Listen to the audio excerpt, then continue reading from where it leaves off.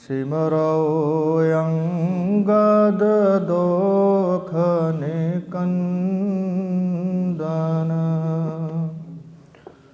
अमरदास गुर हृदय ध्यावो, गुर हृदय ध्यावो। श्री गुरु रामदास गुण गाओ। गुरु अर्जुन विघ्नन के नाशक, विघ्नन के नाशक। हार गोविंद शुभ सुमत प्रकाशक। श्री हरि राय नमो कार जोरी, नमो कार जोरी। श्री हरि कृष्ण मनाओ बहोरी। तेग बहादुर परम कृपाला, सद्गुरु परम कृपाला। श्री गुरु गोबिंद सिंह विशाला। धरौ धरा पार पुन पुन सीसा जी, पुन सीसा। बंदो बार बार जगदीशा। एकंकारा सतगुरु तेह प्रसाद सच होय। वाहेगुरु जी की फतेह, विघ्न विनाशन सोय। जिसमें अमृत ज्ञान है, माणिक भगत विराग।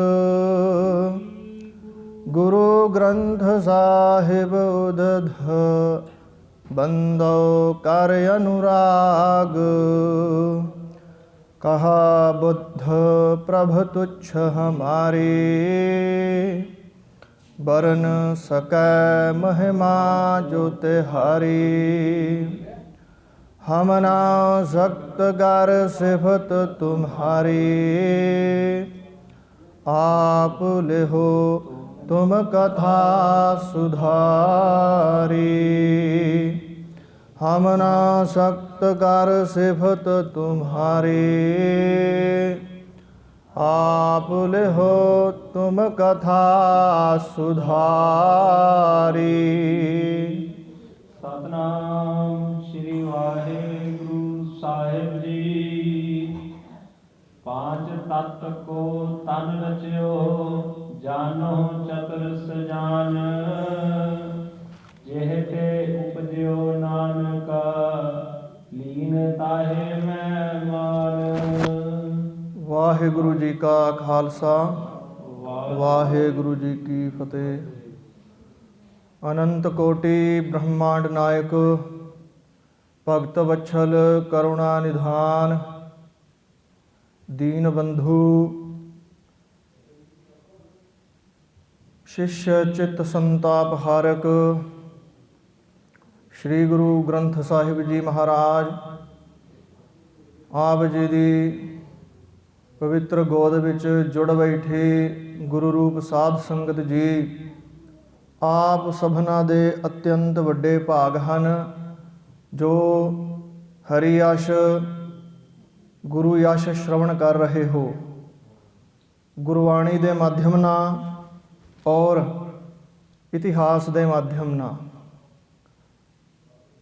इस संसार च कोई भी काम व्यर्थ नहीं जाता। चाहे वो संसार लेखे कोई कारज होवे या परमेश्वर लेखे कोई कारज होवे, सारिਆਂ ਦਾ फल निश्चित है।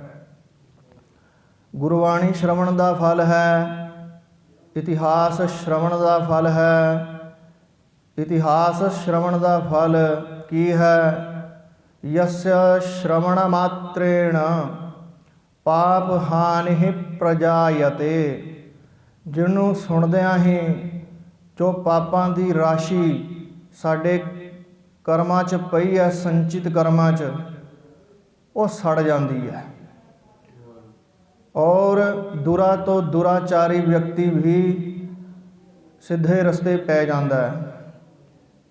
ये मानवाः पापकृतस्तु सर्वदा सदा दुराचार रता विमार्गाः। ऐसे मनुष्य जो सदा ही दुराचारी ਹਨ और कुमार्ग च ਜਿਹੜੇ ਗਮਨ ਕਰਦੇ ਹਨ।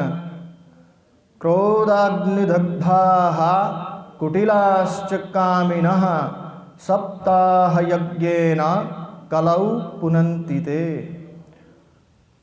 यदि वो कोई कथा का श्रवण करते हैं, परमेश्वर परग गुरु परग किसी कथा का श्रवण करते हैं, वो पवित्र हो जाते हैं।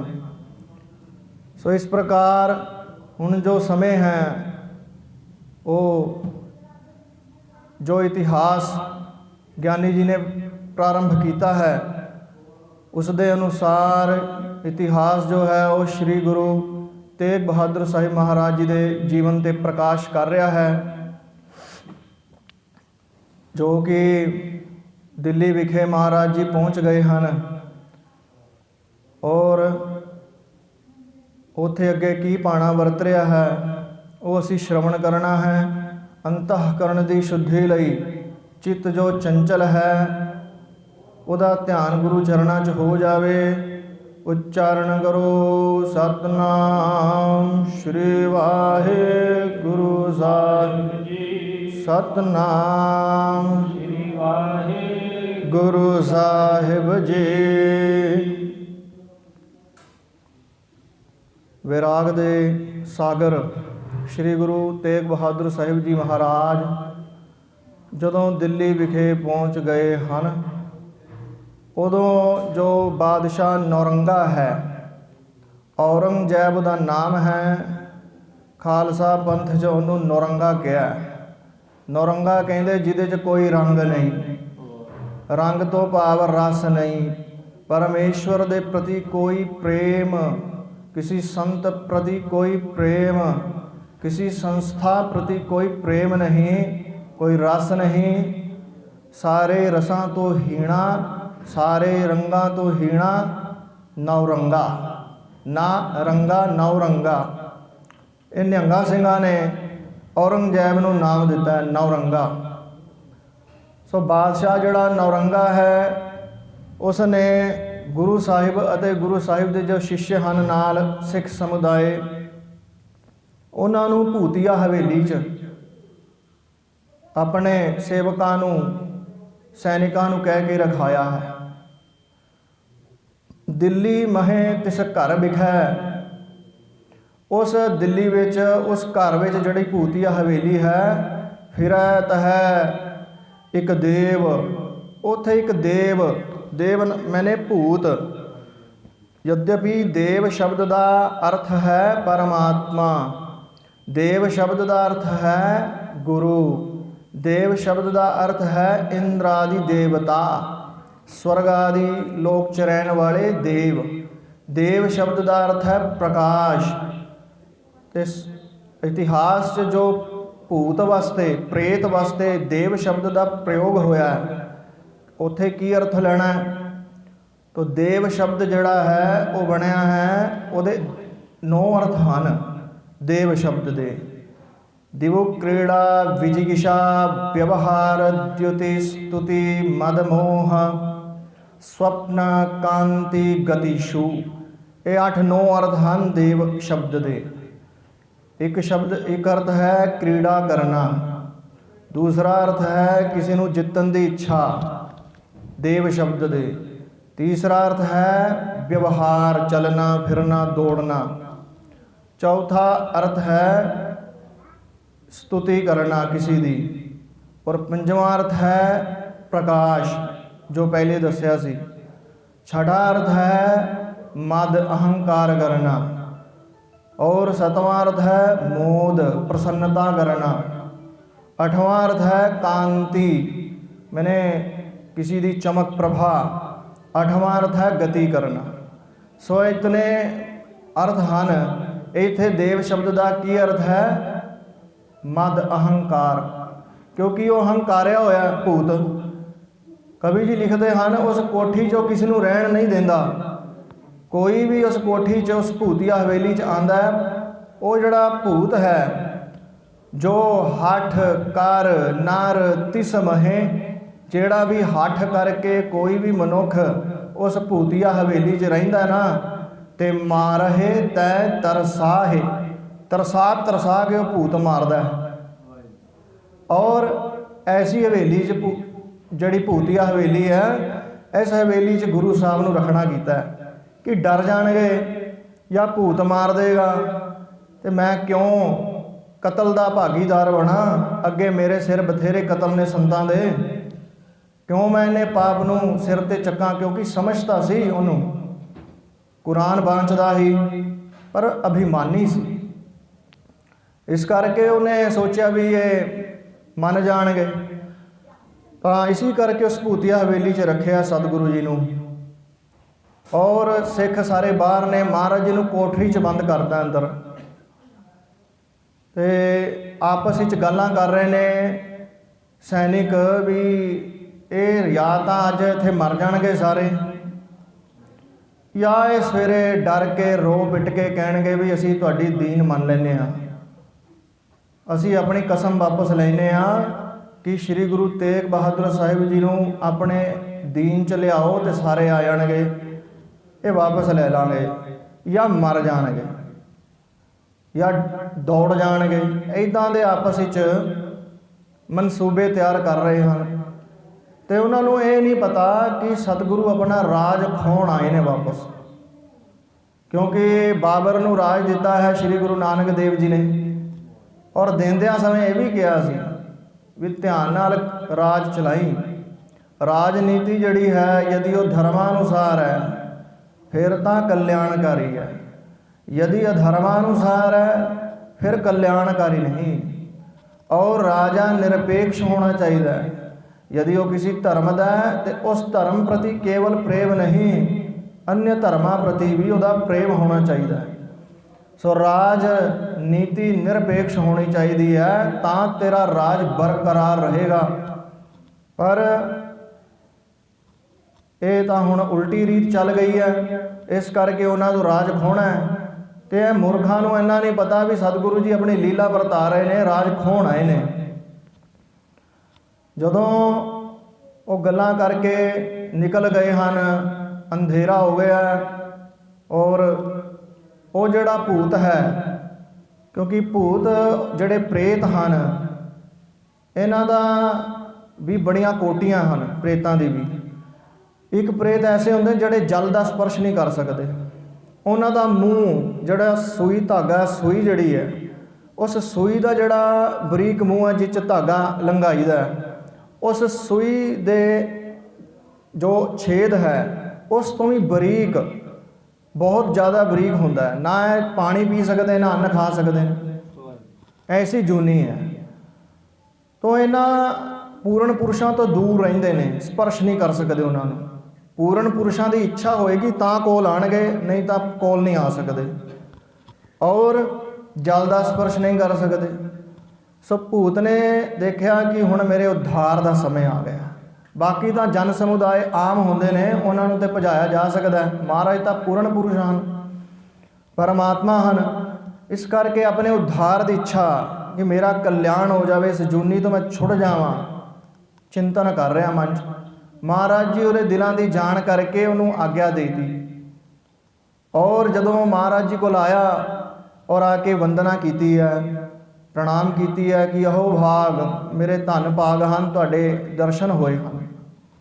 और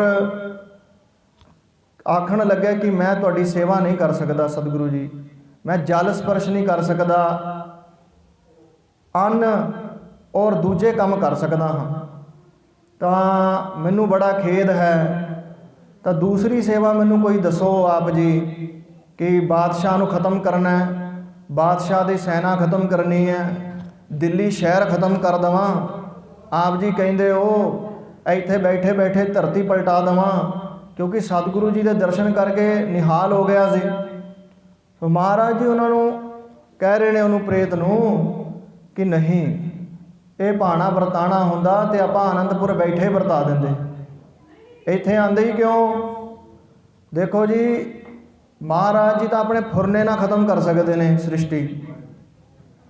ਕੇਵਲ ਇੱਕ ਸੰਕਲਪ ਹੀ ਕਰਨਾ ਹੈ। ਯਤ ਸੰਕਲਪ ਮਾਤ੍ਰੇਣਾ ਸ੍ਰਿਸ਼ਟੀ ਹੀ ਪ੍ਰਚਲਤੀ। ਜਿਨ੍ਹਾਂ ਦੇ ਸੰਕਲਪ ਕਰਕੇ ਸ੍ਰਿਸ਼ਟੀ ਚੱਲ ਰਹੀ ਹੈ। ਯਤ ਸੰਕਲਪੇਨਾ ਸ੍ਰਿਸ਼ਟੇ ਸਥਿਤਿਰਭਵਤੀ। ਔਰ ਜਿਨ੍ਹਾਂ ਦੇ ਸੰਕਲਪ ਕਰਕੇ ਇਸ ਸ੍ਰਿਸ਼ਟੀ ਦੀ ਸਥਿਤੀ ਬਣੀ ਹੋਈ ਹੈ, ਪਾਲਣ ਪੋਸ਼ਣ ਹੋ ਰਿਹਾ ਹੈ। ਔਰ ਯਤ ਸੰਕਲਪੇਨਾ ਸ੍ਰਿਸ਼ਟੇ ਨਾਸ਼ਮ ਭਵਤੀ। ਔਰ ਜਿਨ੍ਹਾਂ ਦੇ ਸੰਕਲਪ ਕਰਕੇ ਹੀ ਸ੍ਰਿਸ਼ਟੀ ਦਾ ਨਾਸ਼ ਹੋ ਜਾਂਦਾ ਹੈ। ਸੋ ਐਸੇ ਸਤਿਗੁਰੂ ਚਾਣ ਤਾਂ ਆਨੰਦਪੁਰ ਸਾਹਿਬ ਬੈਠੇ ਹੀ ਬ੍ਰਾਹਮਣਾਂ ਦੀ ਸਮੱਸਿਆ ਦਾ ਹੱਲ ਕਰ ਸਕਦੇ। ਔਰ ਯਦੀ ਪ੍ਰੇਤ ਨੂੰ ਇਜਾਜ਼ਤ ਦੇ ਵੀ ਦਿੰਦੇ ਕਿ ਜਾ ਕੇ ਤੂੰ ਸਮਾਪਤ ਕਰਿਆ, ਤੇ ਆਪਣੇ ਬਚਨ ਤੋਂ ਵੀ ਗੁਰੂ ਸਾਹਿਬ ਦੀ ਨਿਰਾਦਰੀ ਹੋ ਜਾਣੀ ਸੀ, ਕਿ ਬਚਨ ਤੋਂ ਖਿਸਕ ਗਏ।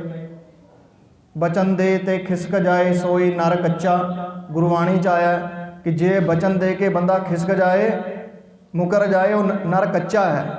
ਤੇ ਮਹਾਰਾਜ ਤਾਂ ਉੱਥੇ ਬਚਨ ਦੇ ਬੈਠੇ ਹਨ, ਤੇ ਇੱਥੇ ਆ ਕੇ ਜੇ ਬਚਨ ਤੋੜਦੇ ਹਨ ਤਾਂ ਵੀ ਦੋਸ਼ ਲੱਗਦਾ ਹੈ। ਇੱਕ ਤਾਂ ਇਹ ਕਾਰਨ ਹੈ। ਦੂਸਰਾ ਕਾਰਨ ਇਹ ਹੈ, ਯਦੀ ਮਹਾਰਾਜ ਆਪਣੀ ਅਜਾਮਤ, ਆਪਣੀ ਸ਼ਕਤੀ, ਕਰਾਮਾਤ ਦਿਖਾ ਦਿੰਦੇ। ਦੇਖੋ ਜੀ, ਕਰਾਮਾਤ ਕਦੀ ਕਦਾਰ ਮੰਗਦੀ ਹੈ, ਕਿਉਂਕਿ ਸ਼ਰਧਾ ਵਿਅਕਤੀ 'ਚ ਆ ਜਾਵੇ ਮੋਕਸ਼ ਲਈ। ਇਸ ਵਾਸਤੇ ਕਦੀ ਕਦਾਰ ਕਰਾਮਾਤ ਦਾ ਮਤਲਬ ਇਹ ਨਹੀਂ ਕਿਸੇ ਨੂੰ ਖੁਸ਼ ਕਰਨਾ। ਸਤਿਗੁਰੂ ਜੀ ਨੇ ਅਨੇਕ ਲੋਕਾਂ ਦੇ ਰੋਗ ਕੱਟੇ ਹਨ ਛਣ ਮਾਤਰ 'ਚ, ਇਹ ਕਰਾਮਾਤ ਨਹੀਂ ਹੈ। ਸੋ ਜੇ ਕਿਉਂਕਿ ਔਰੰਗਜ਼ੇਬ ਦਾ ਇੱਕ ਨਿਯਮ ਹੈ ਕਿ ਉਹ ਕਿਸੇ ਵੀ ਮਹਾਂਪੁਰਸ਼ ਦੇ ਡੇਰੇ ਜਾਂ ਕਿਸੇ ਵੀ ਸੰਪਰਦਾਇ ਦੇ ਸੰਤ ਨੂੰ ਜਦੋਂ ਮਾਰਦਾ ਸੀ ਨਾ, ਤੇ ਪਹਿਲਾਂ ਕਹਿੰਦਾ ਸੀ ਕੋਈ ਕਰਾਮਾਤ ਦਿਖਾ ਦੇ, ਤੈਨੂੰ ਛੱਡ ਦਿਆਂਗਾ। ਦਾਸ ਨੇ ਜਿੱਥੋਂ ਕਾਸ਼ੀ ਵਿੱਦਿਆ ਲਈ ਹੈ, ਉੱਥੋਂ 20 ਕਿਲੋਮੀਟਰ ਦੂਰ ਹੈ ਭਰਤਰੀ ਹਰੀ ਦਾ ਸਮਾਧੀ ਸਥਲ ਚੁਨਾਰ। ਉੱਥੇ ਮਹਾਰਾਣੀ ਜਿੰਦਾ ਵੀ ਬੰਦ ਰਹੀ ਹੈ ਅੰਗਰੇਜ਼ਾਂ ਦੇ ਸਮੇਂ। ਉਸ ਕਿਲੇ 'ਚ ਰਾਜਾ ਭਰਤਰੀ ਹਰੀ ਦੀ ਸਮਾਧੀ ਹੈ। ਉੱਥੇ ਵੀ ਔਰੰਗਜ਼ੇਬ ਗਿਆ ਸੀ ਤੋੜਨ ਸਮਾਧੀ। ਔਰ ਜਦੋਂ ਕਿਹਾ ਕਿ ਭਾਈ ਇਹ ਸਮਾਧੀ ਆਪਾਂ ਤੋੜ ਦਾਂਗੇ, ਸਮਾਧੀ ਦੇ ਸਾਹਮਣੇ ਖੜ ਕੇ ਕਹਿ ਰਿਹਾ ਕਿ हे ਭਰਤਰੀ ਹਰੀ, ਜੇ ਤੇਰੇ 'ਚ ਕੋਈ ਅਜ਼ਾਮਤ, ਕੋਈ ਕਰਾਮਾਤ ਹੈ ਤੇ ਦਿਖਾ ਦੇ, ਤੇਰੀ ਸਮਾਧੀ ਆਪਾਂ ਨਹੀਂ ਤੋੜਾਂਗੇ, ਉਲਟਾ ਦਾਨ ਦਕਸ਼ਿਣਾ ਦੇ ਕੇ ਜਾਵਾਂਗੇ। ਪਰ ਪੂਰਨ ਪੁਰਸ਼ ਕਿਸੇ ਦੇ ਮੁਰਖਾਂ ਦੇ ਆਖੇ ਸ਼ਕਤੀ ਥੋੜੀ ਵਿਖਾ ਦੇਣਗੇ। ਸ਼ਰਧਾ ਹੋਵੇ ਤੇ ਦਿਖਾ ਵੀ ਦੇਣ। ਮੁਰਖਾਂ ਦੇ ਆਖੇ ਥੋੜੀ ਲੱਗੀਦਾ। ਔਰ ਫਿਰ ਜਦੋਂ ਕੋਈ ਸ਼ਕਤੀ ਸਮਾਧੀ ਵੱਲੋਂ ਨਾ ਹੋਈ ਤਾਂ ਤੋੜਨ ਦਾ ਹੁਕਮ ਦੇਤਾ। ਜਿੱਦਾਂ ਹੀ ਪਹਿਲਾ ਘਣ, ਪਹਿਲਾ ਥੋੜਾ ਵੱਜਿਆ, ਉਸ ਸਮਾਧੀ ਦੇ ਇੱਕ ਛੇਦ 'ਚੋਂ ਭੂੰਡ ਨਿਕਲੇ ਕਾਲੇ ਵੱਡੇ। ਪੂਰੀ ਸੈਨਾ ਦੇ ਵਿੱਚ ਹਾਹਾਕਾਰ ਮਚਾ ਦਿੱਤੀ ਉਹਨਾਂ ਨੇ। ਉੱਥੋਂ ਫਿਰ ਇਹਨੇ ਮਾਫੀ ਮੰਗੀ ਔਰੰਗਜ਼ੇਬ ਨੇ। ਫਿਰ ਉੱਥੋਂ ਚਲਿਆ, ਫਿਰ ਕਾਸ਼ੀ ਆ ਕੇ ਇਹਨੇ ਜਦੋਂ ਤੋੜੀ ਕਾਸ਼ੀ ਦਾ ਮੰਦਰ ਵਿਸ਼ਵਨਾਥ, ਉੱਥੋਂ ਤੋੜ ਕੇ ਫਿਰ ਜਦੋਂ ਭੈਰੋਨਾਥ ਦੇ ਮੰਦਰ ਗਿਆ, ਉਹ ਵੀ ਤੋੜਨਾ ਸੀ, ਉਹ ਵੀ ਨਾ ਟੁੱਟਿਆ। ਸੋ ਇਹਦਾ ਨਿਯਮ ਸੀ, ਜੇ ਅਜ਼ਾਮਤ ਕੋਈ ਦਿਖਾ ਦੇ ਕਰਾਮਤ ਤੇ ਛੱਡ ਦਿੰਦਾ ਸੀ। ਤੇ ਮਹਾਰਾਜ ਜੀ ਜੇ ਕਰਾਮਾਤ ਕਰਦੇ ਤੇ ਇਹਨੇ ਛੱਡ ਦੇਣਾ ਸੀ, ਤੇ ਜਗਤ ਨੇ ਕਹਿਣਾ ਸੀ ਕਰਾਮਾਤ ਦਿਖਾਤੀ। ਇਹ ਵੀ ਕਾਰਨ ਸੀ। ਦੂਜਾ ਕਾਰਨ ਇੱਥੇ ਸਤਿਗੁਰੂ ਜੀ ਦੱਸ ਰਹੇ ਹਨ ਕਿ ਅਸੀਂ ਪੂਰਨ ਪੁਰਸ਼ ਹਾਂ ਤੇ ਸਾਨੂੰ ਸਾਰੇ ਹੀ ਸਮਾਨ ਹਾਂ। ਸਾਨੂੰ ਬੈਰੀ ਵੀ ਸਮਾਨ ਹੈ ਔਰ ਸਾਨੂੰ ਸਖਾ ਵੀ ਸਮਾਨ ਹੈ। ਸਮਾਨ ਦ੍ਰਿਸ਼ਟੀ ਨਾਲ ਆਪਾਂ ਸਾਰਿਆਂ ਨੂੰ ਦੇਖਦੇ ਹਾਂ। ਸੋ ਇਸ ਪ੍ਰਕਾਰ ਮਹਾਰਾਜ ਜੀ ਨੇ ਉਸ ਨੂੰ ਮਨਾ ਕਰਤਾ। ਔਰ ਫਿਰ ਹੁਣ ਉਹਦੇ ਮਨ ਦੀ ਇੱਛਾ ਸੀ ਕਿ ਮੈਂ ਮਹਾਰਾਜ ਦੀ ਸੇਵਾ ਕਰਾਂ। ਜਾ ਕੇ ਬਾਜ਼ਾਰ ਅਨੇਕ ਭਾਂਤੀ ਦੇ ਫਲ ਔਰ ਮਧੁਰ ਰਸ ਵਾਲੇ ਜੋ ਫਲ ਲੈ ਕੇ ਆਇਆ ਹੈ ਮਹਾਰਾਜ ਜੀ ਵਾਸਤੇ, ਔਰ ਗੰਨੇ ਵੀ ਲੈ। ਔਰ ਮਹਾਰਾਜ ਜੀ ਨੇ ਉਹਦੀ ਭਾਵਨਾ ਦੇਖਦਿਆਂ ਹੋਇਆਂ ਉਹਦੀ ਭੇਟਾਂ ਸਵੀਕਾਰ ਕੀਤੀ ਹੈ, ਭੋਜਨ ਕੀਤਾ ਉੱਥੇ। ਔਰ ਗੰਨੇ ਜਿਹੜੇ ਸਨ ਉਹ ਚੂਸ ਕੇ ਮਹਾਰਾਜ ਜੀ ਨੇ ਉਹਦੇ ਵੱਲ ਤੱਕਿਆ ਔਰ ਕਿਹਾ ਉਹਨੂੰ ਕਿ ਇਹ ਜਿਹੜੇ ਗੰਨੇ ਹਨ ਇਹ ਤੂੰ ਇਹਨੂੰ ਗ੍ਰਹਿਣ ਕਰ। ਚੂਸੇ ਹੋਏ ਗੰਨਿਆਂ ਨੂੰ ਜਿੱਦਾਂ ਹੀ ਪ੍ਰੇਤ ਨੇ ਗ੍ਰਹਿਣ ਕੀਤਾ ਤੇ ਉਹ ਤਤਕਸ਼ਣ ਪ੍ਰੇਤ ਜੂਨ ਤੋਂ ਮੁਕਤ ਹੋ ਗਿਆ। ਔਰ ਕਿਉਂਕਿ ਗੁਰੂ ਦੇ ਛੱਡੇ ਹੋਏ ਭੋਜਨ ਦੀ ਮਹਿਮਾ ਬੜੀ ਹੈ। ਗੁਰੋਹ ਪਾਦੋਦਕਮ ਪਿत्वा ਗੁਰੋਰੁच्छिष्ट ਭੋਜਨਮ ਗੁਰੂ ਮੂਰਤਿ ਸਦਾ ਧਿਆਨਮ ਗੁਰੂ ਮੰਤਰਮ ਸਦਾ ਜਪੇਤ। ਗੁਰੂ ਦੇ ਚਰਨ ਧੋ ਕੇ ਉਹਦਾ ਜੋ ਜਲ ਪੀਂਦਾ ਹੈ ਔਰ ਗੁਰੂ ਦੇ ਝੂਠ ਮੈਨੇ ਗੁਰੂ ਦੇ ਸ਼ੇਸ਼ ਭੋਜਨ ਨੂੰ ਛਕੇ ਹੋਏ ਭੋਜਨ ਨੂੰ ਅਰਥਾਤ ਝੂਠੇ ਭੋਜਨ ਨੂੰ ਜੇ ਕੋਈ ਛਕਦਾ ਹੈ ਭਾਵਨਾ ਕਰਕੇ ਔਰ ਗੁਰੂ ਮੂਰਤੀ ਦਾ ਧਿਆਨ ਜਿਹਦੀ ਮਨ 'ਚ ਹੈ ਤਾਂ ਉਹਦਾ ਫਲ ਕੀ ਹੈ? ਅਗਿਆਨ ਮੂਲ ਹਰਣਮ ਜਨਮ ਕਰਮ ਨਿਵਾਰਣਮ। ਅਗਿਆਨ ਦਾ ਮੂਲ ਤੋਂ ਨਾਸ਼ ਹੋ ਜਾਂਦਾ, ਜਨਮਾਂ ਦਾ, ਕਰਮਾਂ ਦਾ, ਕਲੇਸ਼ਾਂ ਦਾ, ਦੁੱਖ ਦਾ, ਦਰਿਦਰ ਦਾ, ਇਹ ਸਾਰੀ ਨਾਸ਼ ਹੋ ਜਾਂਦੀ ਹੈ। ਭਾਈ ਮਨੀ ਸਿੰਘ ਜੀ ਨੇ ਪੰਥ ਪ੍ਰਕਾਸ਼ ਪ੍ਰਾਚੀਨ 'ਚ ਬਚਨ ਆਏ ਹਨ ਕਿ ਭਾਈ ਮਨੀ ਸਿੰਘ ਜੀ ਸ਼੍ਰੀ ਗੁਰੂ ਗੋਬਿੰਦ ਸਿੰਘ ਦੇ ਨਜ਼ਦੀਕ ਸਨ ਕਾਫੀ। ਕਿਸੇ ਨੇ ਪੁੱਛਿਆ ਕਿ ਇੰਨੀ ਸ਼ਕਤੀ ਕਿੱਥੋਂ ਆਈ ਬੰਦ ਕਟਾਉਣ ਦੀ? ਕਹਿੰਦੇ ਉਹ ਮਹਾਰਾਜ ਦੇ ਨਜ਼ਦੀਕ ਰਹਿੰਦੇ ਸੀ ਔਰ ਮਹਾਰਾਜ ਜੀ ਦਾ ਸ਼ੀਤ ਪ੍ਰਸ਼ਾਦ ਝੂਠਾ ਛਕਿਆ ਸੀ ਸ਼੍ਰੀ ਗੁਰੂ ਗੋਬਿੰਦ ਸਿੰਘ ਜੀ ਦਾ ਭਾਈ ਮਨੀ ਸਿੰਘ ਜੀ ਨੇ। ਕਹਿੰਦੇ ਤਾਂ ਤੇ ਹਠੀਆ ਅੜੀਆ ਹੈ, ਇਸ ਕਰਕੇ ਹਠੀ ਸੀ, ਅੜੀਆ ਸੀ, ਅੜ ਜਾਂਦਾ ਸੀ ਹਰ ਪਾਸੇ, ਭੈ ਤੋਂ ਰਹਿਤ ਸੀ ਭਾਈ ਮਨੀ ਸਿੰਘ ਜੀ। ਤੋਂ ਇਹ ਭਾਵਨਾ ਜੋ ਹੈ ਹਰ ਸਿੱਖ ਨੂੰ ਹੋਣੀ ਚਾਹੀਦੀ ਹੈ। ਔਰ ਫਿਰ ਜਦੋਂ ਪ੍ਰੇਤ ਦਾ ਉଦ୍ਧਾਰ ਹੋਇਆ, ਮਹਾਰਾਜ ਦੇ ਸਿੱਖ ਜਿਹੜੇ ਬਾਹਰ ਕੋਠਰੀ ਦੇ ਬਾਹਰ ਸਨ ਉਹਨਾਂ 'ਚ ਇੱਕ ਸਿੱਖ ਨੇ ਵੀ ਉਸ ਗੰਨਿਆਂ ਦਾ ਚੂਸੇ ਹੋਏ ਜਿਹੜੇ ਗੰਨੇ ਉਹ ਛਕੇ ਹਨ ਮਹਾਰਾਜ ਜੀ ਦਾ। ਉਹਦੇ 'ਚ ਵੀ ਤਤਕਸ਼ਣ ਅਨੇਕ ਸ਼ਕਤੀਆਂ ਦਾ ਸਮਾਵੇਸ਼ ਹੋ ਗਿਆ। ਤੇ ਸਵੇਰ ਜਦੋਂ ਹੋਈ ਹੈ ਤੇ ਮਹਾਰਾਜ ਨੂੰ ਜਾ ਕੇ ਕਹਿ ਰਿਹਾ ਕਿ ਮਹਾਰਾਜ ਜੀ ਕਿਉਂ ਇਹਨਾਂ ਦਾ ਇਹ ਤਸੀਹੇ ਸਹਿਣ ਕਰ ਰਹੇ ਹੋ? ਮੈਨੂੰ ਦੱਸੋ, ਮੈਂ ਹੁਣੇ ਹੀ ਦਿੱਲੀ ਦੀ ਇੱਟ ਨਾਲ ਇੱਟ ਵਜਾ ਦਾਂ, ਬਾਦਸ਼ਾਹ ਨੂੰ ਸਾਰੇ ਪਰਿਵਾਰ ਸਮੇਤ ਚੱਕ ਲਿਆਵਾਂ, ਪਤਾਲਾ ਦੇ ਅੰਦਰ ਵਾੜ ਦੇਵਾਂ, ਆਕਾਸ਼ ਫਾੜ ਦੇਵਾਂ, ਧਰਤੀ ਉਹਨਾਂ ਦੇ ਸਿਰ ਜਿਹੜੇ ਉਹਨਾਂ ਦੇ ਕਪਾਲ ਨੇ ਬਾਦਸ਼ਾਹ ਦੀ ਸੈਨਾ ਦੇ ਆਪਸ 'ਚ ਟਕਰਾ ਕੇ ਉਹਨਾਂ ਦੇ ਕਪਾਲ ਫੋੜਦਾ, ਕੋ ਤੇ ਇੱਥੋਂ ਬੈਠੇ ਬੈਠੇ ਖਤਮ ਕਰਦਾ। ਮਹਾਰਾਜ ਜੀ ਨੇ ਦੇਖਿਆ ਕਿ ਇਹ ਅਹੰਕਾਰ ਹੋ ਗਿਆ ਥੋੜਾ। ਸ਼ਕਤੀ ਜਿਹੜੀ ਹੈ ਸੰਭਾਲਣੀ ਬੜੀ ਔਖੀ ਹੈ। ਸ਼ਕਤੀ ਦਾ ਦੇਖੋ ਮੋਕਸ਼ ਅਵਸਥਾ ਦੀ ਸ਼ਕਤੀ ਤਾਂ ਕੋਈ ਵੀ ਪ੍ਰਾਪਤ ਕਰ ਸਕਦਾ, ਸੰਭਾਲਣੀ ਔਖੀ, ਜਰਨੀ ਬੜੀ ਔਖੀ ਸ਼ਕਤੀ। ਪਦ ਪ੍ਰਤਿਸ਼ਠਾ ਜਰਨਾ ਬੜਾ ਔਖਾ ਹੈ, ਮਿਲਣਾ ਤੇ ਆਸਾਨ ਹੈ, ਜਰਨਾ ਬੜਾ ਔਖਾ ਹੈ, ਤਾਂ ਹੀ ਤਾਂ ਮਿਲਦੀ ਨਹੀਂ। ਸ਼ਕਤੀ ਪਰੇਸ਼ਾਮ ਪਰਿਪੀਡਨਾय ਧਨਮ ਵਿਵਾਦਾय। ਔਰ ਮੂਰਖਾਂ ਦੇ ਕੋਲ ਜੇ ਧਨ ਆ ਜਾਵੇ ਨਾ ਉਹਦੇ ਨਾਲ ਅਹੰਕਾਰ ਕਰਦੇ ਨੇ, ਜੇ ਵਿਦਿਆ ਆ ਜਾਵੇ ਵਿਵਾਦ ਕਰਦੇ ਨੇ, ਔਰ ਜੇ ਸ਼ਕਤੀ ਆ ਜਾਵੇ ਤੇ ਦੂਜਿਆਂ ਨੂੰ ਤੰਗ ਕਰਦੇ ਨੇ। ਇਸ ਤੋਂ ਉਲਟਾ ਕ੍ਰਮ ਸਾਧੂਆਂ ਦਾ ਹੈ। ਜੇ ਉਹਨਾਂ ਕੋਲ ਸਾਧੂਆਂ ਕੋਲ ਵਿਦਿਆ ਆ ਜਾਵੇ ਉਹ ਵੰਡ ਦਿੰਦੇ ਨੇ ਜਗਤ ਦੇ ਕਲਿਆਣ ਲਈ, ਧਨ ਆ ਜਾਵੇ ਤੇ ਦਾਨ ਦੇ ਦਿੰਦੇ ਨੇ, ਤੇ ਜੇ ਸ਼ਕਤੀ ਆ ਜਾਵੇ ਤੇ ਖੰਡਾ ਫੜ ਕੇ ਦੁਸ਼ਮਣਾਂ ਦੇ ਸਿਰ ਵੀ ਝਟਕਾ ਦਿੰਦੇ ਨੇ।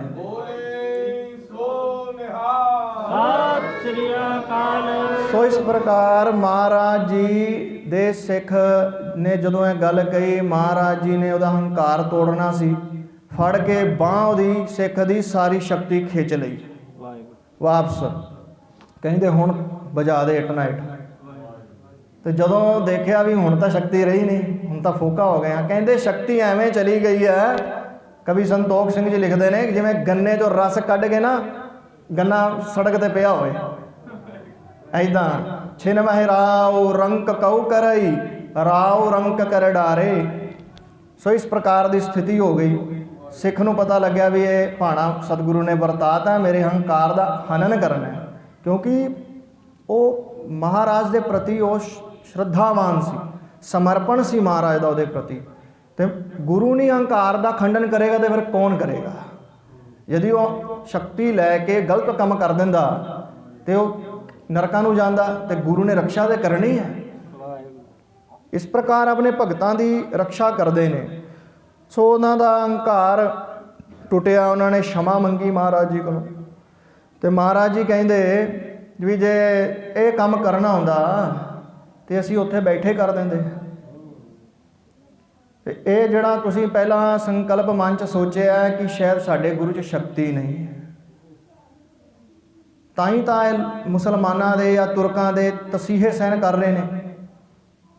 ਤੇ ਦੂਸਰਾ ਤੁਸੀਂ ਮਨ 'ਚ ਫੁਰਨਾ ਅਹੰਕਾਰ ਦਾ ਆ ਗਿਆ ਤੁਹਾਡੇ, ਸੋ ਉਹਦਾ ਹੀ ਆਪਾਂ ਨਾਸ਼ ਕਰਨਾ ਸੀ। ਇਸ ਕਰਕੇ ਤੁਹਾਡੀ ਸ਼ਕਤੀ ਆਪਾਂ ਦੁਬਾਰਾ ਵਾਪਸ ਖਿੱਚੀ ਹੈ। ਸੋ ਇਸ ਪ੍ਰਕਾਰ ਮਹਾਰਾਜ ਜੀ ਨੇ ਉੱਥੇ ਉਹਦੇ ਪ੍ਰੇਤ ਦਾ ਉଦ୍ਧਾਰ ਕੀਤਾ, ਔਰ ਦੂਸਰੇ ਜਿਹੜਾ ਸਿੱਖ ਸੀ ਉਹਦੇ ਵੀ ਅਭਿਮਾਨ ਦਾ ਖੰਡਨ ਕੀਤਾ। ਹੁਣ ਜਦੋਂ ਭੁਨਸਾਰ ਅੰਮ੍ਰਿਤ ਵੇਲਾ ਹੋਇਆ ਤੇ ਆਦਿਤਯ ਮੰਡਲ ਨਾਲ ਪ੍ਰਕਾਸ਼ ਹੋਇਆ, ਉਸ ਤੋਂ ਬਾਅਦ ਜਿਹੜੀ ਫੌਜ ਹੈ ਔਰੰਗਜ਼ੇਬ ਦੀ ਉਹ ਲੈਣ ਆਈ ਹੈ ਮਹਾਰਾਜ ਜੀ ਨੂੰ ਕਚਹਿਰੀਆਂ 'ਚ ਲੈ ਜਾਣ ਵਾਸਤੇ। ਤੇ ਰਸਤੇ ਸੋਚ ਰਹੇ ਨੇ ਕਿ ਡਰ ਗਏ ਹੋਣੇ, ਹੁਣ ਦੀਨ ਮੰਨਣਗੇ। ਔਰ ਜਾ ਕੇ ਦੇਖਿਆ ਇੱਕ ਭਾਣਾ ਹੀ ਹੋਰ ਵਰਤ ਰਿਹਾ ਕਿ ਮਹਾਰਾਜ ਤਾਂ ਸਾਰੇ ਬੈਠੇ ਨੇ, ਸੁਖਪੂਰਵਕ ਖਿੜਿਆ ਚਿਹਰਾ ਹੈ ਮਹਾਰਾਜ ਜੀ ਦਾ। ਉਹਨਾਂ ਨੇ ਦੇਖਿਆ ਵੀ ਇਹ ਕੀ ਭਾਣਾ ਵਰਤ ਗਿਆ।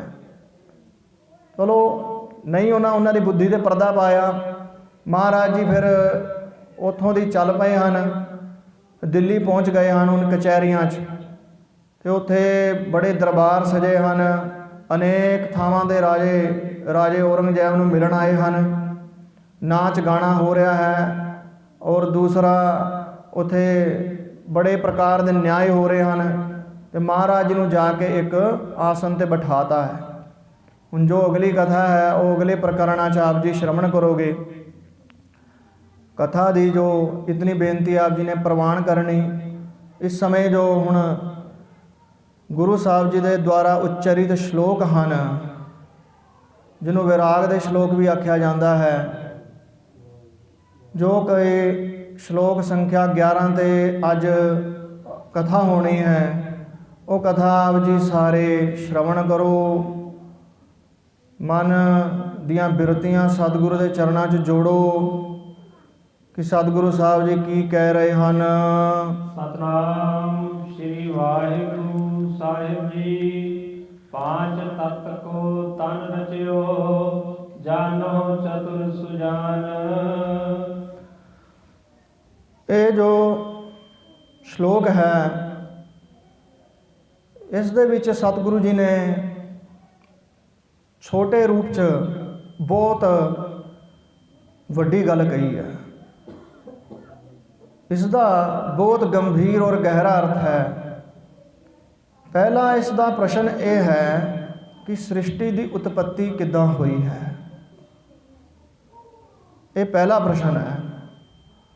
ਦੂਸਰਾ ਪ੍ਰਸ਼ਨ ਹੈ ਸ੍ਰਿਸ਼ਟੀ ਦੀ ਉਤਪਤੀ ਕਿਹਨੇ ਕੀਤੀ ਹੈ। ਔਰ ਤੀਸਰਾ ਪ੍ਰਸ਼ਨ ਹੈ ਸ੍ਰਿਸ਼ਟੀ ਦੀ ਉਤਪਤੀ ਕਿਹੜੇ ਸਾਧਨਾਂ ਦੇ ਦੁਆਰਾ ਹੋਈ ਹੈ। ਔਰ ਚੌਥਾ ਪ੍ਰਸ਼ਨ ਹੈ ਇਹ ਜਾਏਗੀ ਕਿੱਥੇ। ਫਿਰ ਇਹਦਾ ਪੰਜਵਾਂ ਪ੍ਰਸ਼ਨ ਹੈ ਇਹਦਾ ਕਥਨ ਕਰਨ ਦਾ ਪ੍ਰਯੋਜਨ ਕੀ ਹੈ। ਹੁਣ ਦੇਖੋ, पांच तत्व को तन रचियो, जानो चतुर सुजान। जिह ते उपजियो नानका लीन ताहे मैं मान। ना तो ये कोई भगती और ना विराग, कोई इहदा साक्षात ग्रहण नहीं हो रहा, क्योंकि शब्द दी 3 शक्तियां ने, अभिधा, लक्षणा और व्यंजना। हुण इत्थे जे अभिधा मुख्य शक्ति, जिवें किसी शब्द नूं बोलीए गां, तो वो अर्थ मन च उपस्थित होंदा है कि 4 टंगां, 2 सिंग, 1 पूंछ जिहड़ी दुध दिंदी है, इदां दा एक पशु साडे मन च उत्पन्न हो जाता उहदा अर्थ। हुण इत्थे जे इस पद की केवल मुख्य वृत्ति देखीए तां केवल सृष्टि की गल चल रही है कि किवें उत्पन्न होई है, किवें लीन हुंदी है। सो वो अर्थ जिहड़ा है वो लक्षणा ना आएगा। वही दस रहे हैं कि इस जो सृष्टि की रचना हुई है वो 5 तत्वों तो हुई है। क्योंकि ਜਿਹੜੇ 5 तत्व ਕਿਹੜੇ ਹਨ, वो है आकाश पहला, दूसरा वायु, तीसरा तेज मैंने अग्नि, चौथा है वायु और जल और 5वां है पृथ्वी। ये 5 तत्व हैं। इन्हां तो इस शरीर की उत्पत्ति, इस जगत की उत्पत्ति हुई है। और रची किने है? ਇਹਦਾ ਕਰਤਾ ਤਾਂ परमेश्वर है। क्योंकि 4 वाक मत है, नास्तिकवाद मत है, वो कहता है तो सुभाविक ही सृष्टि उत्पन्न हो गई है, ये किसी ने रची नहीं। कहने जिवें अग सुभाविक ही गर्म होती है, जल सुभाविक ही ठंडा होता है, वायु का सुभाविक चलती है, उवें सृष्टि भी सुभाविक उत्पन्न हुई है। कौन है उत्पन्न करने वाला? वो परमेश्वर की सत्ता नहीं स्वीकार करते। सो इस सृष्टि की रचना परमेश्वर ने की है और 5 तत्वां तो की है। सो दा की प्रकार है वो भी गुरबाणी च कथन किया है महाराज जी ने। कीता पसाओ एको कवाओ। एको शब्द का अर्थ है एक जो परमेश्वर, उस परमेश्वर ने कवाओ मैंने शब्द दे द्वारा कीता पसाओ पसारा किया है। नानक शब्द अपार तिन सब किछ सारिया, कि शब्द जो है पारावार तो रहित है, उसने इस सृष्टि की रचना की है। क्योंकि शब्द है जो वो परमात्मा है। शब्द गुरु सुरत धुन चेला। तो शब्द केड़ा परमात्मा है? जड़ा परा है, जड़ा बोलन च नहीं आ रहा शब्द। ये जो शब्द है ये शब्द का प्रतिबिंब है।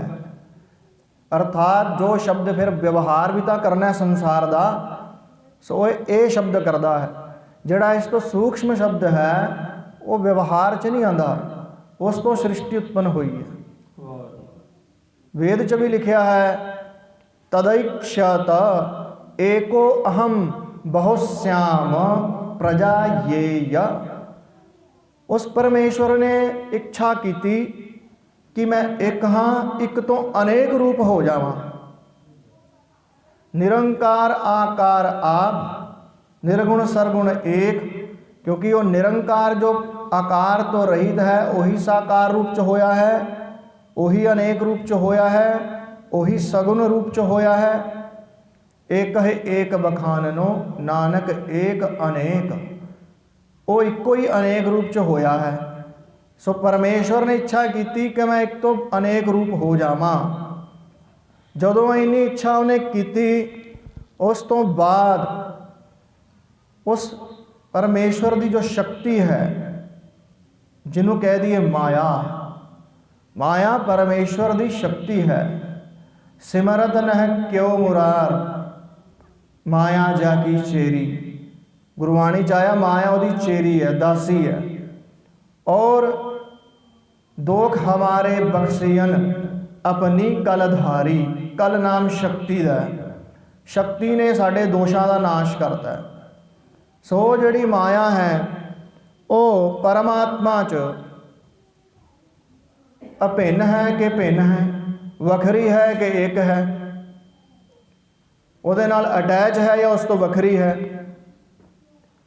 जे परमात्मा की माया नूं परमात्मा तो वखरा कहांगे, द्वैत उत्पन्न हो जाएगी, दो बन जाएंगे।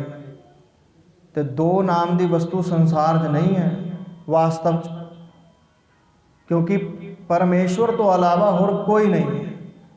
व्यवहारिक दशा नूं छड्ड के पारमार्थिक रूप च इक्को ही परमेश्वर है। और यदि अभिन्न कहांगे तो माया नाश हो जाती है, तो फिर जब अभिन्न कहांगे तो माया दे विच भी परमात्मा वाले गुण आ जाएंगे, तो माया का कभी नाश होएगा ही नहीं। इस करके ना परमेश्वर च अभिन्न कह सकते हैं परमेश्वर ना भिन्न कह सकते हैं। सो इस प्रकार इनू कहते अनिर्वचनीय, जो वाणी का विषय ना होवे, जिस बारे कथन ना किया जा सके। माया मोह गुबार है, तिसदा ना दिसै उरवार ना पार। ये माया का कोई आकार नहीं, ये मोह रूप है, इसका ज्ञान असंभव है। और इसका ना उरवार ना पार, कोई कुछ इसका ज्ञान नहीं होता। नह जापी है नह बूझी है, नह कछ करत विचार। स्वाद मोह रस बेधयो अज्ञान रचियो संसार। ਇਹਦੇ ਬਾਰੇ ਨਾ ਜਾਪੀ ਹੈ, ਨਾ ਇਹਦਾ ਕੋਈ ਪਤਾ ਲੱਗ ਰਿਹਾ ਹੈ ਕਿ ਇਹਦਾ ਆਕਾਰ ਕੀ ਹੈ, ਇਹਦਾ ਸਰੂਪ ਕੀ ਹੈ। ਜੇ ਇਹਦਾ ਆਕਾਰ ਸਰੂਪ ਪਤਾ ਲੱਗ ਜਾਵੇ ਤੇ ਗੁਰੂ ਦੀ आवश्यकता ਨਹੀਂ, ਫਿਰ ਤਾਂ ਆਪ ਹੀ ਖੰਡਨ ਕਰ ਦੇਣਗੇ। ਸੋ ਇਸ ਪ੍ਰਕਾਰ ਉਹ ਜਿਹੜੀ ਸ਼ਕਤੀ ਹੈ ਅਨਿਰਵਚਨੀय, ਜਿਹਨੂੰ ਭਗਉਤੀ ਨਾਮ ਦਿੱਤਾ ਹੈ, ਉਸ ਦੇ ਦੁਆਰਾ ਇਹ ਜੋ ਪੰਜ ਤੱਤਵ ਹਨ ਉਤਪੰਨ ਹੋਏ। ਇੱਛਾ ਹੋਈ ਪਰਮੇਸ਼ਵਰ ਦੀ, ਔਰ ਉਸ ਮਾਇਆ ਦੇ ਦੁਆਰਾ ਕ੍ਰਮਾਨੁਸਾਰ ਆਕਾਸ਼ ਦੀ ਉਤਪत्ति ਹੋਈ। ਆਕਾਸ਼ ਦਾ ਨਾਮ ਹੈ ਗगन। ਗगन ਦਾ ਅਰਥ ਕੀ ਹੈ? ਗच्छन्ति यस्मिन् देवादयः इति गगनम। जिस आकाश मार्ग च देवता लोग गमन करते हैं। कहूँ खेचरी भूचरी। श्री गुरु गोबिंद सिंह महाराज कहते कित्थे तू खेचरी होई पई है। खेचरी मैंने खे नाम आकाश का, आकाश से चलती हैं कित्थे तू, कित्थे भूचरी, कित्थे धरती ते चल रही हैं। परमेश्वर की शक्ति बारे सतगुरु जी कथन कर रहे हैं। और दूसरा जड़ा तत्व उत्पन्न होया वो है वायु। वायु का की अर्थ है? वायु मैंने हवा, वात इति वायु, जड़ी चल रही है सज्जे खब्बे, सो वो वायु है। आकाश तो बाद वायु, वायु तो बाद उत्पत्ति हुई है तेज मैंने अग्नि की। क्योंकि ये पंज तत्वों तो ये शरीर बनया, वही दस रहे हैं सतगुरु जी। तो जड़ा अग्नि का अर्थ की है?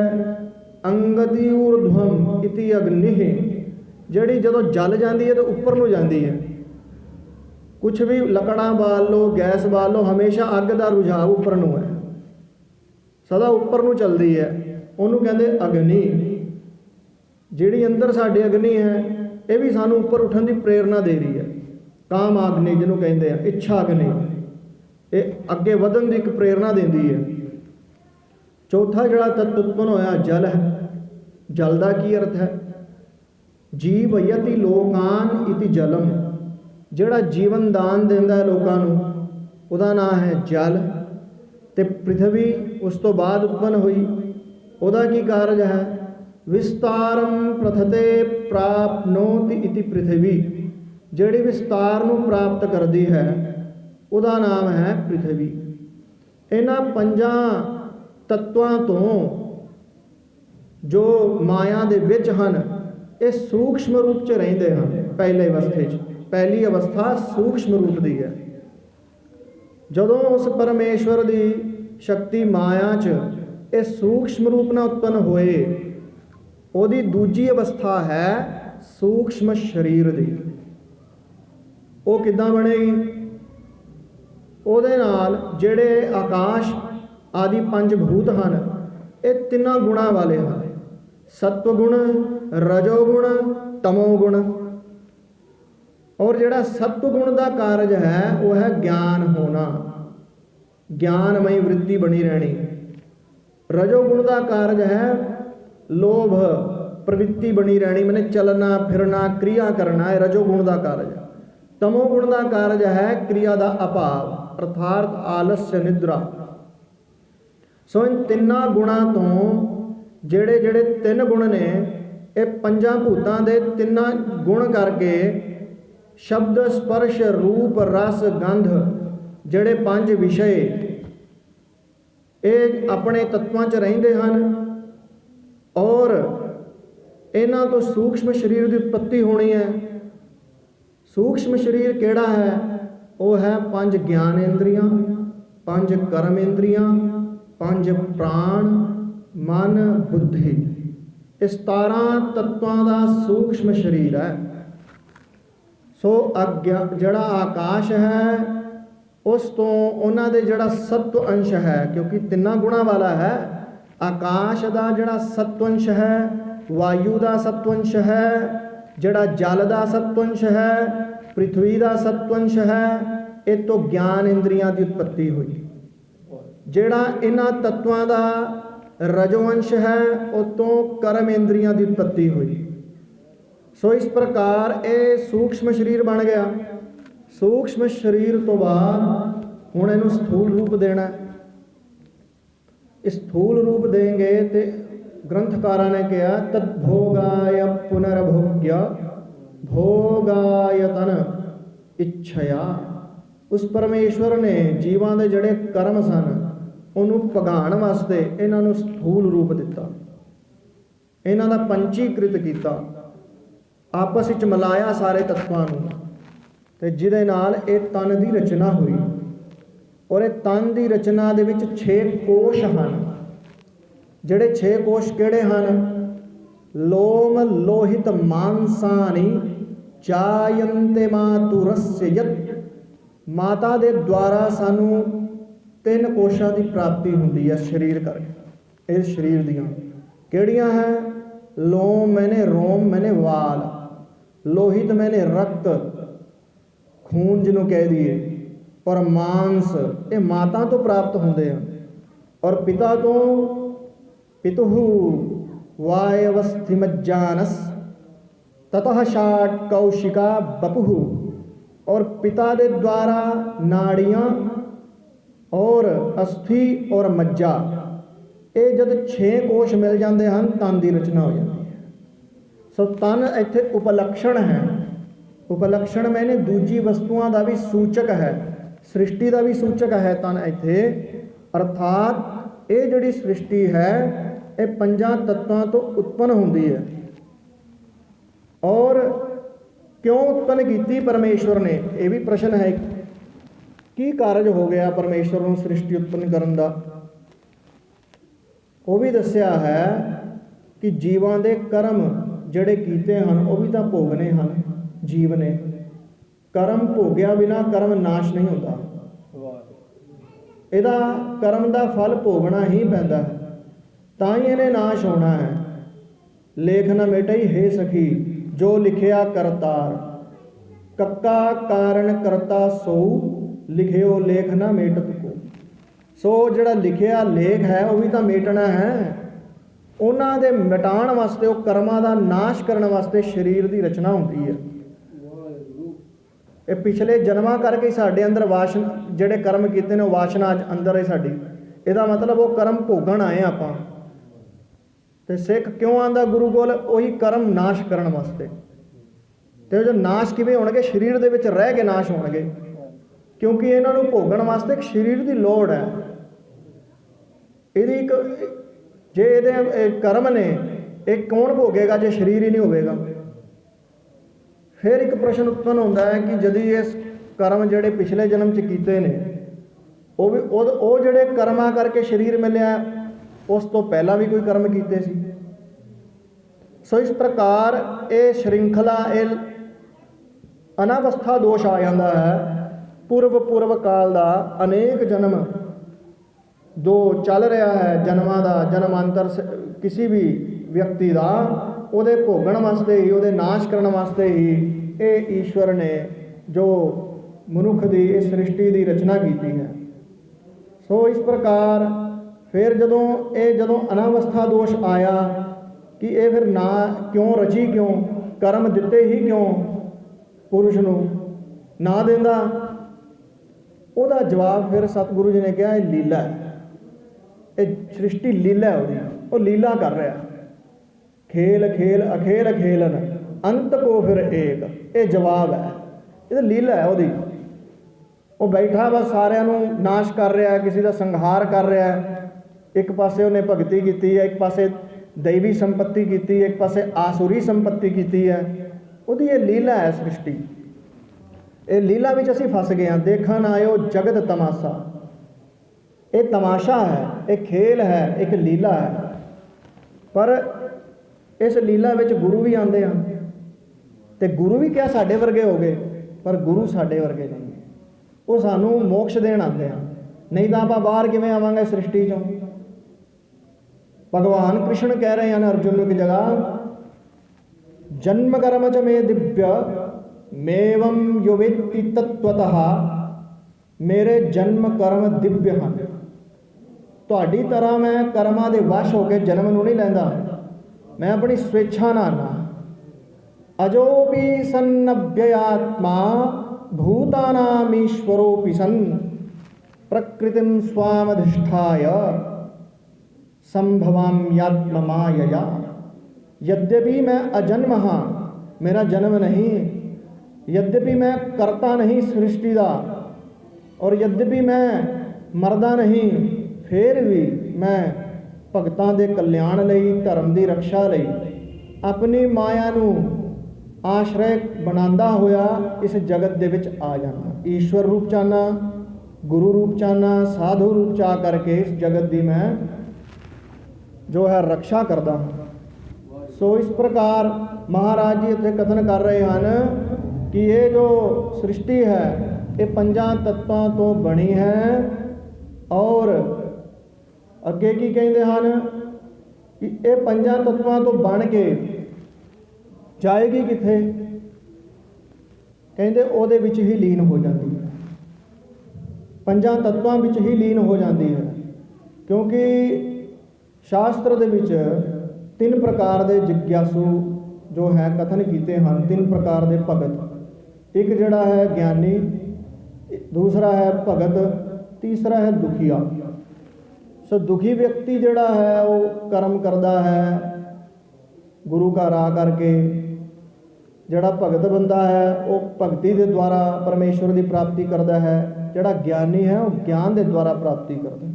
इत्थे तिन्हां दे जवाब हैं कि जड़ा ज्ञानी है वो अपने इस देह तो छुटकारा किवें पावे। तो देह तो छुटकारा होएगा देह दे अभिमान दे त्याग तो बाद। जेड़ा देह दा अभिमान है कि मैं इस देही दा, ए देही मेरी है, मेरा ये नाम है, मेरा ये रूप है, ऐसा जो अभिमान है, अहंकार है, ये त्याग ना होएगा। क्योंकि ये अहंकार भी मिथ्या है, क्योंकि ये सृष्टि जो है मिथ्या है। आप जी पिछे पढ़ आए हो, साधो यो तन मिथ्या जानो। मिथ्या शब्द का अर्थ होंदा है अज्ञान काल विच केवल दिखाई देना, ज्ञान काल च वो वस्तु नहीं होती। उदाहरण के तौर पर जदों आपां किसी रस्ते च जा रहे होइए, रस्सी पई होवे किथे और अंधकार भी अंधेरा होया होवे, तो रस्सी जिहड़ी आ सप बन जाती है।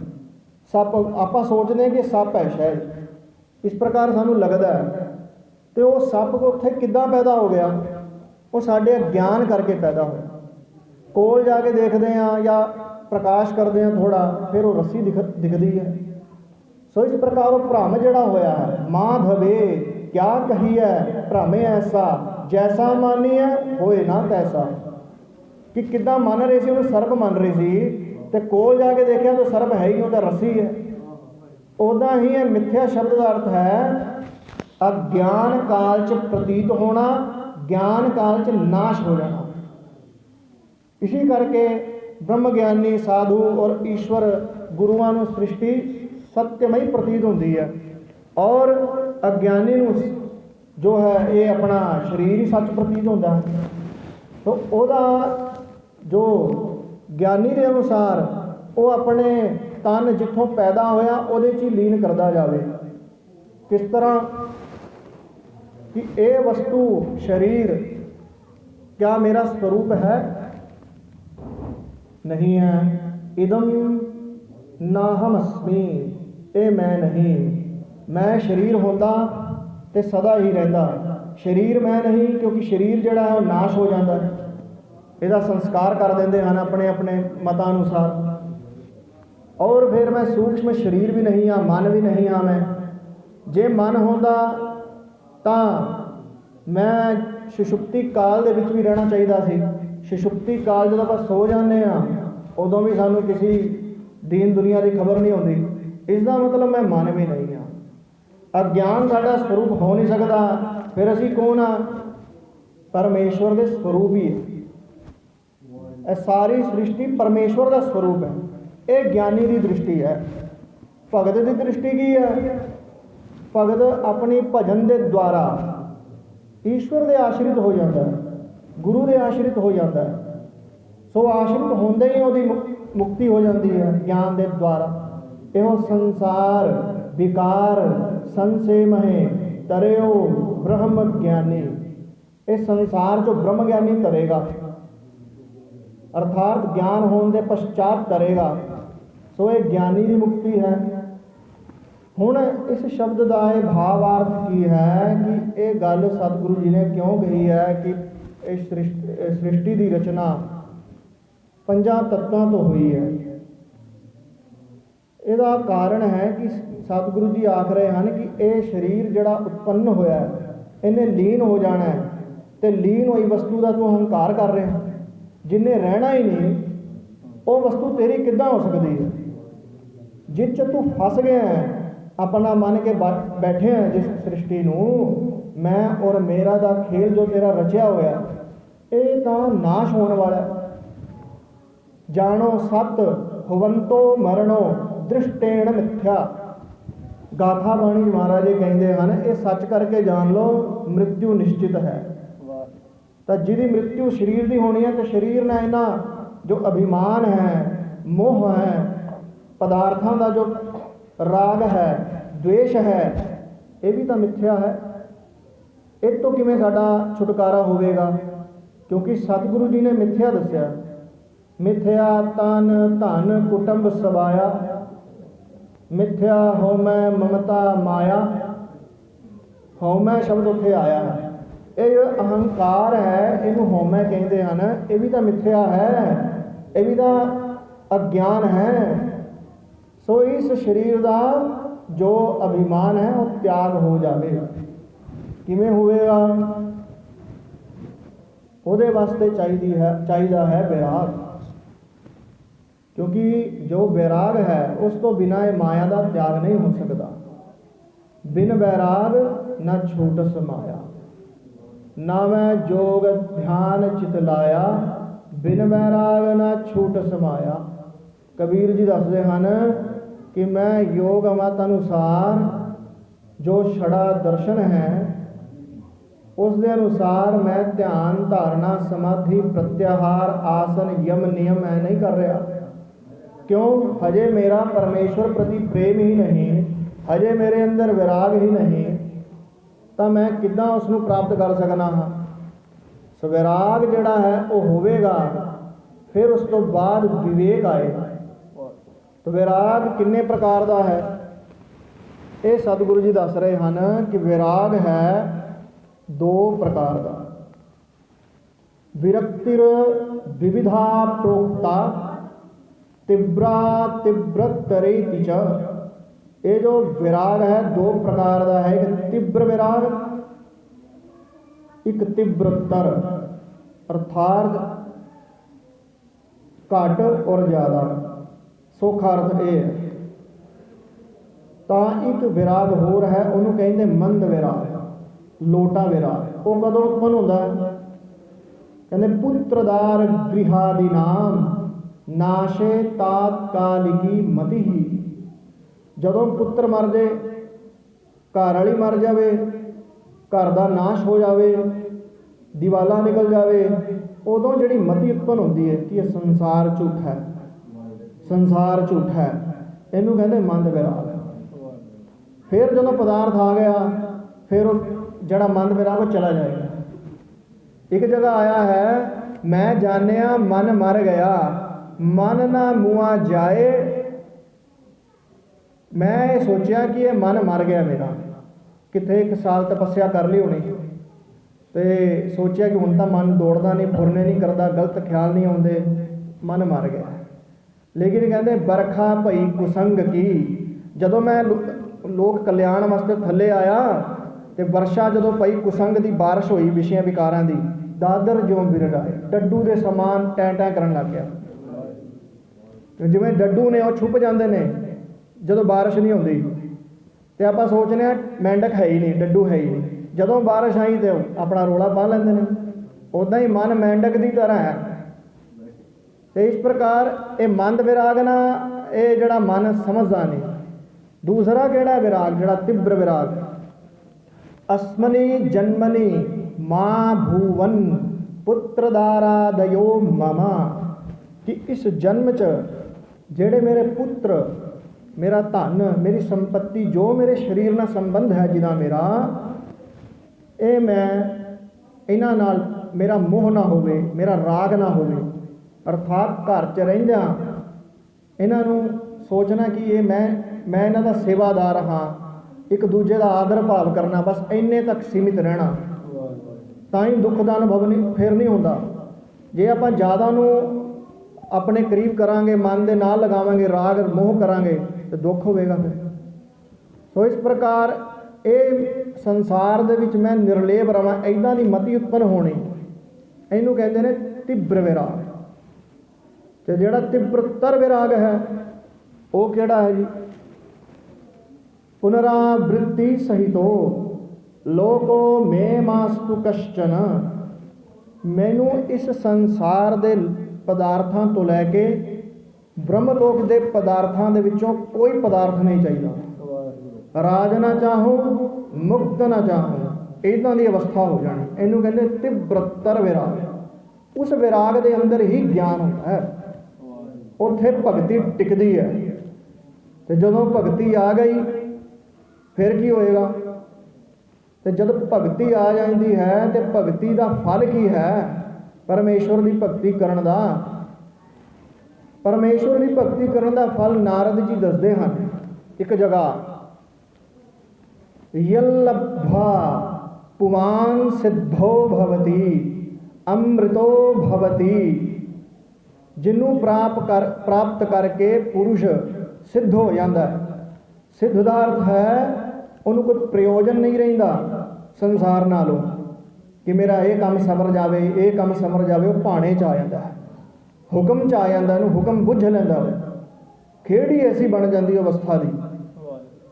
ਔਰ ਇੱਦਾਂ ਦੀ ਉਹਦੀ ਅਵਸਥਾ ਉਸ ਸਮੇਂ ਉਹਨੂੰ ਪ੍ਰਾਪਤ ਹੋ ਜਾਂਦੀ ਹੈ। ਔਰ ਅੰਮ੍ਰਿਤੋ ਭਵਤੀ, ਮ੍ਰਿਤਿੂ ਤੋਂ ਵੀ ਰਹਿਤ ਹੋ ਜਾਂਦਾ ਹੈ। ਔਰ ਦੂਸਰਾ, ਯਤ ਪ੍ਰਾਪਿਆ ਨ ਕਿੰਚਿਤ ਵਾਂਛਤੀ, ਜਿਹਨੂੰ ਪ੍ਰਾਪਤ ਕਰਕੇ ਭਗਤੀ ਨੂੰ ਮਨੁੱਖ ਕੋਈ ਵਸਤੂ ਦੀ ਇੱਛਾ ਨਹੀਂ ਕਰਦਾ। ਨ ਸ਼ੋਚਤੀ, ਜੇ ਕੋਲ ਕੋਈ ਪਦਾਰਥ ਨਾ ਹੋਵੇ ਤੇ ਸੋਚ ਨਹੀਂ ਕਰਦਾ ਕਿ ਮੇਰੇ ਕੋਲ ਪਦਾਰਥ ਨਹੀਂ ਹੈ। ਨਾ द्वेष्टि, ਨਾ ਕਿਸੇ ਨਾਲ द्वेष ਕਰਦਾ ਹੈ। ਨ ਰਮਤੇ, ਨਾ ਕਿਸੇ ਪਦਾਰਥ 'ਚ ਰਮਣ ਕਰਦਾ ਹੈ। अर्थात राग पूर्वक किसी पदार्थ से रमण नहीं करेगा, निर्लेप रहेगा। और नोत्साही भवती, ना किसी को वेख के उन्हें उत्साह चढ़ता है कि ये अमीर है तो मैं भी बन जावां। इदां दी स्थिति प्राप्त हो जानी सिखां दी है, महाराज दे सिखां दी है। दूसरा, यजत्वा मत्तो भवति स्तब्धो भवति आत्मारामो भवति, जिन्हों जान लेना भगती का यदि ज्ञान हो गया तो जिहड़ा व्यक्ति है वो तो बस उन्मत्त हो जाता है, प्रेम च बावरा हो जाता है, प्रेम के रंग च रंगिया जाता है, स्तब्ध हो जाता है। अर्थात उस ऐसी अवस्था का मालक बन जाता है जिस अवस्था च माया के द्वारा वो पतित नहीं हो सकता।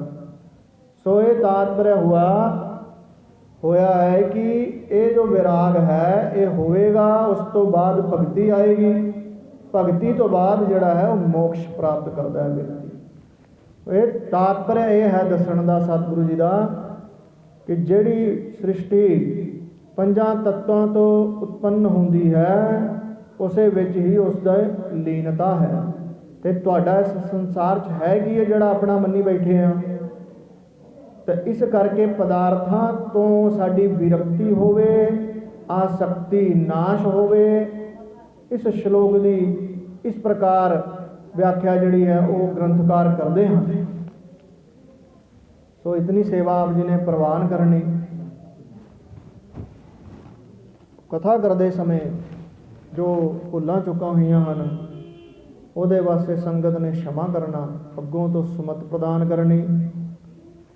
ਆਖਿਰ ਦੀਆਂ 2 ਪੰਕਤੀਆਂ ਪੜ੍ਹ ਕੇ ਕਥਾ ਦੀ ਸਮਾਪਤੀ ਹੈ ਜੀ। ਪਾਂਚ ਤਤ ਕੋ ਤਨ ਰਚਿਓ ਜਾਨੋ ਚਤੁਰ ਸੁਜਾਨ, ਜਿਹਤੇ ਉਪਜਿਓ ਨਾਨਕਾ ਲੀਨ ਤਾਹੇ ਮਹਿਮਾਨ। ਵਾਹਿਗੁਰੂ ਜੀ ਕਾ ਖਾਲਸਾ, ਵਾਹਿਗੁਰੂ ਜੀ ਕੀ